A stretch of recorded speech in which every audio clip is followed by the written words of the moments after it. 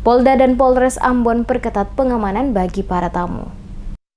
Polres Pulau Ambon dan Pulau Lease memperketat keamanan akses masuk ke Polres kepada semua tamu baik pejalan kaki maupun yang menggunakan kendaraan roda 2 maupun roda 4 saat memasuki halaman Polres. Hal ini dilakukan sehubungan dengan kejadian ledakan bom pada hari Rabu tanggal 13 November 2019 pada pagi tadi di Polresta Medan, Sumatera Utara. Pantauan tim DMS Media Group pada lokasi komplek Mapolres Pulau Ambon dan Pulau Lease. Petugas melakukan pemeriksaan secara ketat seluruh tamu yang datang, di mana mereka diminta untuk menunjukkan bukti diri berupa KTP serta barang bawaan dalam tas diperiksa oleh para petugas. Langkah ini dilakukan untuk mengantisipasi hal-hal yang tidak diinginkan bersama, guna memberikan rasa aman dan nyaman bagi para tamu yang datang ke Polres Ambon. Hal yang sama juga dilakukan pada lokasi markas Kepolisian Polda Maluku dengan melakukan pemeriksaan kepada setiap orang yang akan masuk, di mana mereka diminta untuk berhenti dan diperiksa seluruh isi bagasi mobil maupun motor guna mengantisipasi masuknya barang-barang yang dapat membahayakan banyak orang. Seperti diberitahukan sejumlah media, ledakan bom bunuh diri terjadi di Mapolrestabes Medan pada hari Rabu tanggal 13